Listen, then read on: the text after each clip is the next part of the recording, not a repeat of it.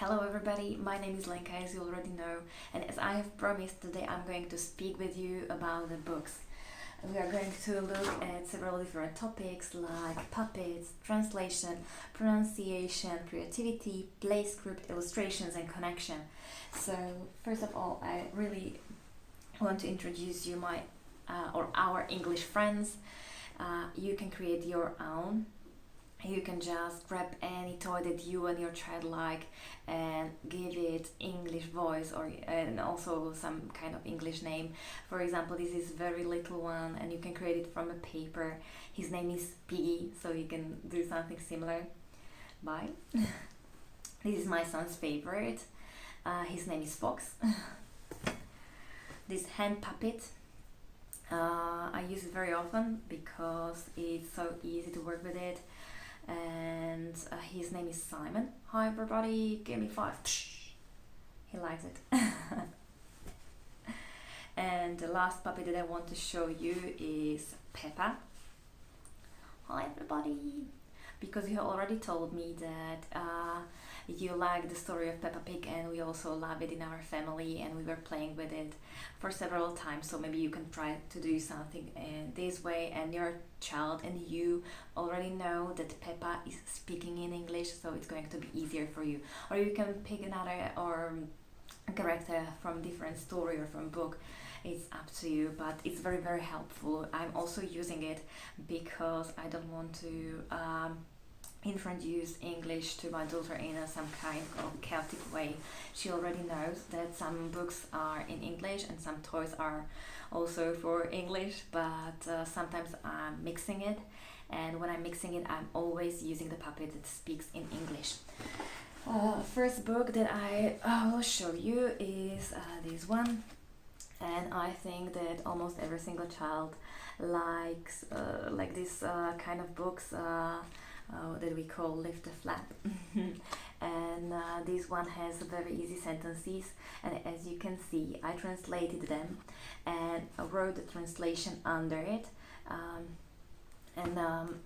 It can be weird that I was translating these very easy sentences, but for me it was really very helpful, and it can be also very helpful for you, because before I was used to work with this book only in Slovak language, and now when I open it, it forces me to read it in English and to take the puppet and speak about the animals and the background and things that are there in English. And I think that this really helped me. You can tell me what helps you. The second book where I did something similar, just to show you how it works, is this one. You don't have to write the text into the book if you don't like it, but you can write it on the paper and stick it somewhere there.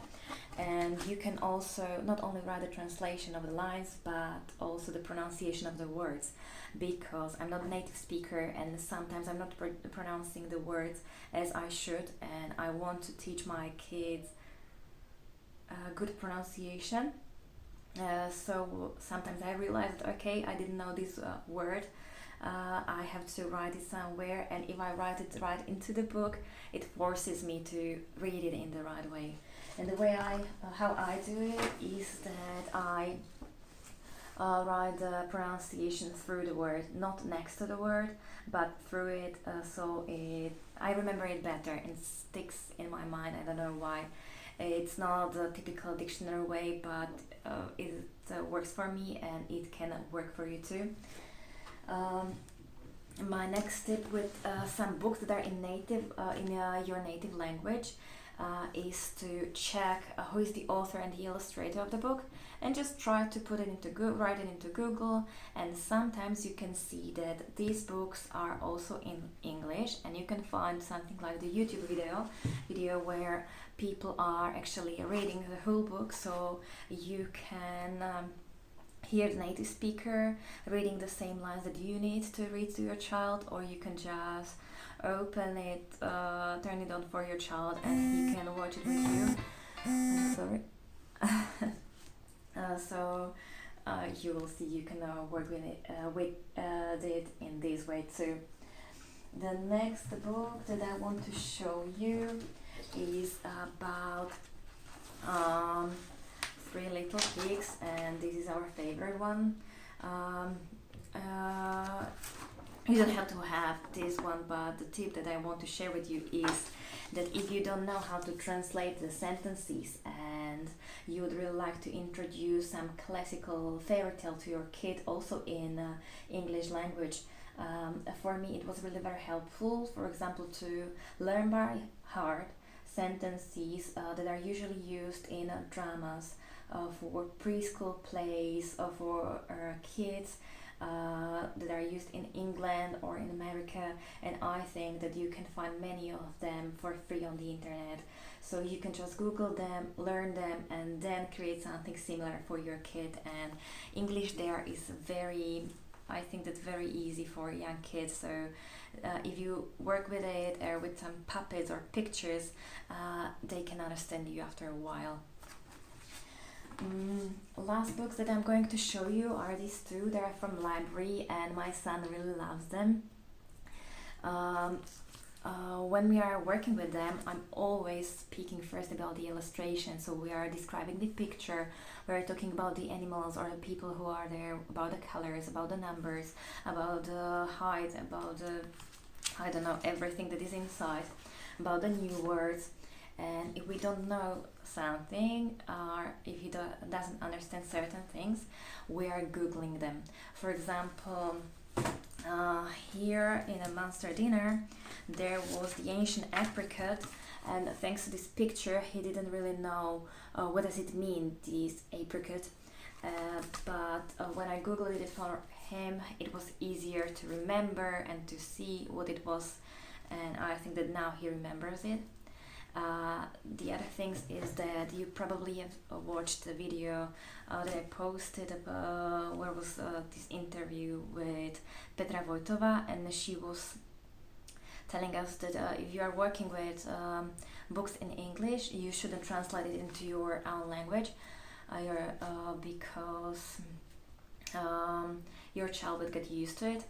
But the thing that I do is slightly the opposite, because when I, for example, borrow this book from the library, we are firstly only talking about the illustration and the things on the pictures, but then when I'm working with some lines and I think that they are really very difficult, I'm also translating it into Slovak language, because then I'm sure that my son understands it.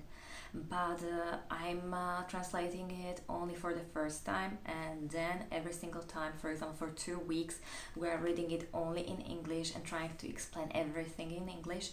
But sometimes I just use translation, so I don't think that it's too bad, but you have to find the right ratio for it. So enjoy your time with books, and if you want, share your ideas and tips that what your do you like with books, which books are your favorite, and if you have got any questions for me or for anyone from the group that we have got on Facebook, you can ask us, and have a great time, and bye for now.